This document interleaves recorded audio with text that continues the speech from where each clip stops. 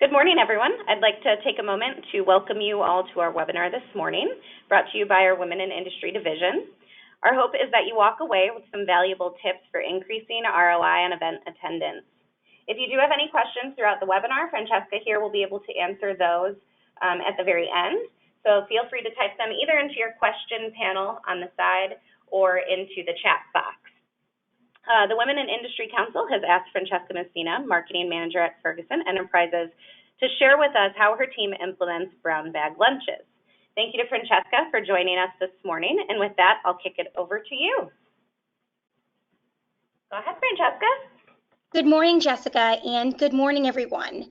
Welcome to everyone who took the time to join me this morning, and thank you to everyone who may be watching this on a replay. I'm really excited to share this information with you. So today, I'm going to be utilizing some notes. So if you see me looking down, I'm just referencing the notes that I have. I would like to take a special moment to thank the American Supply Association and the Women in Industry Division for having me today and allowing me to present this content to you. So today's topic is relatively simple. In fact, many of you may already be doing something very similar to this within your organization. So if you're not, this is very easy to do and very easy to implement. But we're going to be talking about attending an event and a post-implementation strategy that you can use to bring information that you've learned at an event to your local team at your branch, in your supply house, in your warehouse, or at your organization. Today, I will be sharing some best practices to set your team up for success when attending an event. First, I want to talk about what type of events we are referencing when we discuss attending events.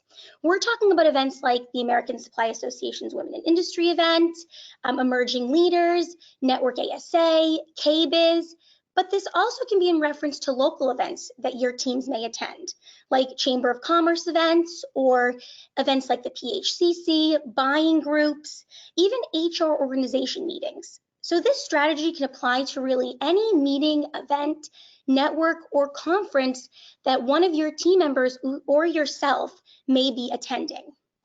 And first, I want to talk about why it is important to attend these events, because I think that's a good place to start. So allowing employees to attend events is engaging and good for development. That's a given. They help employees feel connected to a greater purpose. And there's something to be said for networking and creating your own tribe within your organization and also outside your organization within the greater industry. It's empowering to be able to attend an industry event and feel like you have a network and that you're working towards something greater. In fact, I recently read a Forbes Community View article that I'm going to actually reference that talked about how important purpose is for retaining employees. And the article was by a gentleman by the name of Mark Donahue.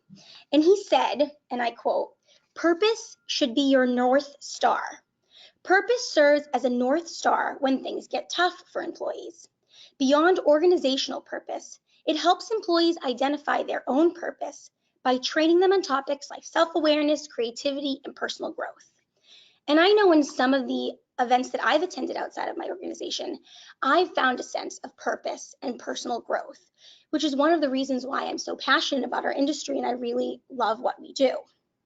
So happy employees working in a positive environment yield better results. And again, one of the ways to do that is to attend an industry or networking event. The big question is really, how can you drive a return on investment of that event? When it comes to attending events, they can be costly and they can take employees away from the business or their supply house for sometimes a few days. So the big question is, how can you capitalize off not only sending that employee to the event, but off of that event in general? And I think there's two types of groups we should address here and different action items for each group. So first, it's the perspective of leadership. Leaders who are sending people to these different events. Set your team up for success and create a winnable game for your organization by having a pre-meeting conversation with the employees who you may be sending to an event, and ask them questions about what they hope to gain from the event, what they think they're going to learn, and what they can potentially bring back to your organization. And I know that's a very simple topic to have, and as leaders, we should all be having these conversations with people we're sending outside of our organization, but it's a great reminder to set our teams up for a winnable game by setting a benchmark, setting the tone, and say to them, you're going to be attending this event. I want you to bring this back to our organization. And then also make sure that you're open to setting up a post-meeting conversation with that employee to learn what they learned and get some feedback. And then the second perspective I want to address is the perspective of the person attending the event, the team member who is going to this event or who may want to go to this event.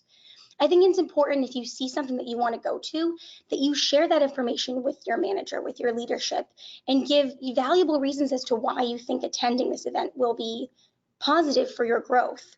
And I also think that you should take the initiative, and I know we all do this at events, to document what you're learning, to write down best practices, and to really try to think about what you can bring back to your organization.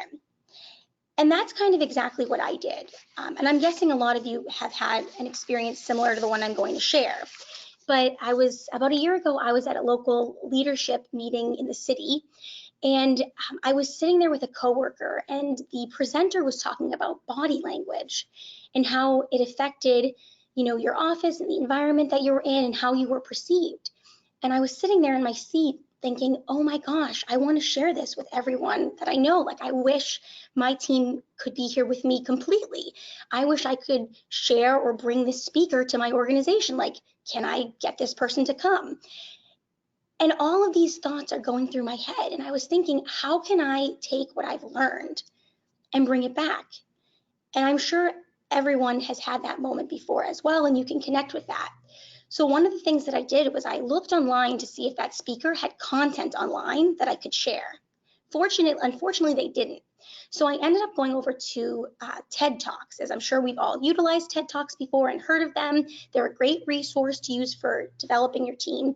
And I found a TED Talk very similar to the presentation that I saw. And I was like, oh my gosh, I can share this TED Talk. So I spoke with my leadership team and said, can I get a group of people together and talk about this event that I went to and share this TED Talk? They were in support, and we had this wonderful brown bag lunch. We do this for many different events, for trainings, when we're trying to launch a new program, we have brown bag lunches to teach the team. Essentially, this was a brown bag lunch that we had to bring something that I had learned outside the organization at this event back to the team. And it was very successful, and we had a fantastic conversation. And I think it's a very simple thing to do, and it's a simple best practice to have when you're attending these conventions and different events. So I'd like to just leave you with two takeaways and two pieces of advice to kind of sum up what I wanted to share. And that's, if you're an attendee, don't be afraid to have conversations with leadership or your manager about attending events and about bringing that back to your organization, starting, a group and having those monthly cadences where you discuss developmental opportunities. It always goes back to my original point. It helps people feel a sense of purpose. And when you feel a sense of purpose, you retain employees. And then the next piece to that point is, as a leader, make sure you're open and aware of the different events that your team can potentially participate in, great and small. And then the next piece is when you're talking about topics and you're sitting in a convention or at an event and you want to bring something back to your team. Remember that there are many different audiences within your organization, and there could be different things that you're learning for different types of people within your organization, whether it be a topic that might be for your safety committee, whether it be a topic for a women's group that you already have in your organization.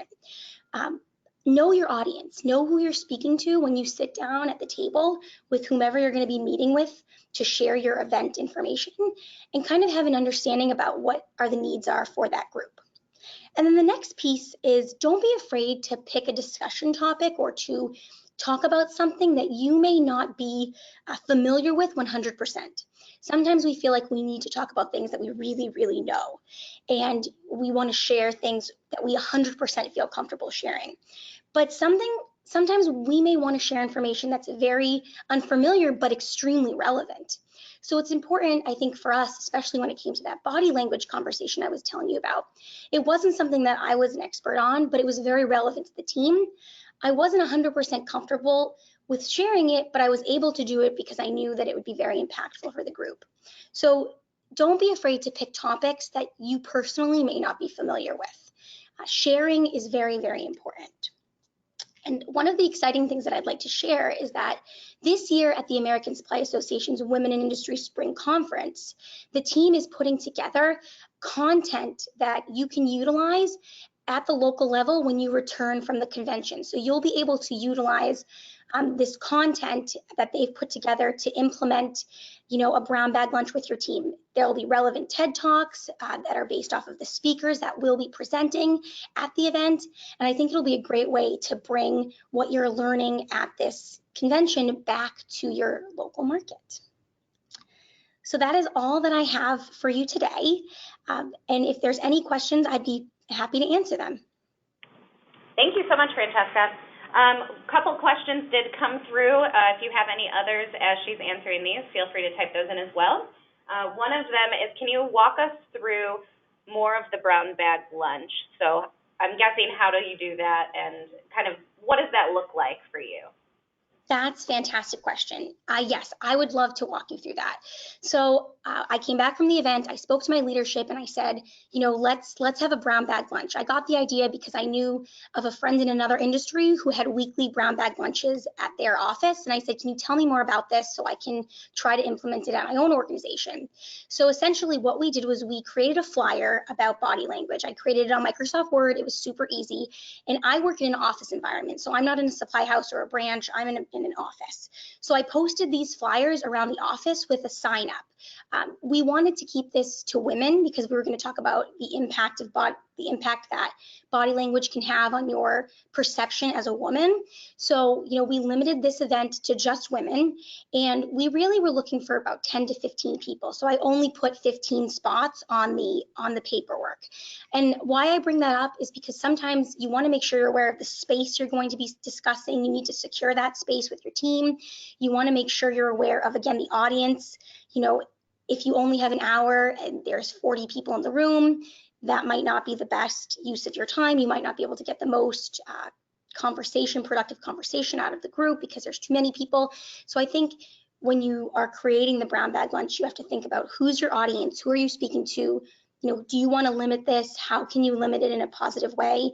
And one of the ways we did that was sharing that, we were going to allow the first 15, and then we would do other brown bag lunches every month. So you could continue to participate to other events if you couldn't make it to this one.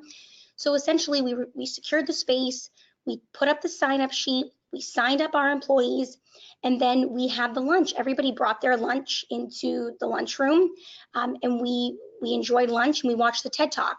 Another time that we did the brown bag lunch, we were able to get the department to pay for lunch for us. So we were able to get like pizza, and it was fabulous. So, different lunches can call for different things. Sometimes you can bring in lunch, or you can just have your teams bring the lunches that they were already going to eat to the event. I hope that covers that question. Yes, that's great. Thank you. And then the other question that came through is, are there any other resources outside of TED Talks that you currently utilize? Yeah, so I definitely go to TED a lot. There are some other fantastic things on YouTube, but you just have to be really careful as to what you're using because you don't want to, share something that's inappropriate. I do recommend that no matter what you ever share, you watch it beforehand, and even have someone from your leadership team also watch it so that you're sharing appropriate, approved information. That's always important, kind of goes without saying. I typically go to TED most of the time. I don't usually use someone outside of that unless it's something very relevant to my job in marketing. So there's a lot of different marketing organizations and podcasts that I listen to that I sometimes share with our group that are very marketing specific. But I can definitely research some more and share them with the group at a later date. Great, thank you. Those were our only two questions for now. So again, we would like to thank you, Francesca, for joining us this morning for a quick coffee time. And if anyone has additional questions after you hang up and think of them, feel free to send them either to Francesca if you have her contact, or send it to me directly here at ASA, and we will get you in contact. All right, thank you so much, Jessica. I hope everybody has a wonderful day. I'm glad we could give you back some of your time. Yeah, thank you. Have a great day, everybody. Thanks, bye-bye. Bye-bye.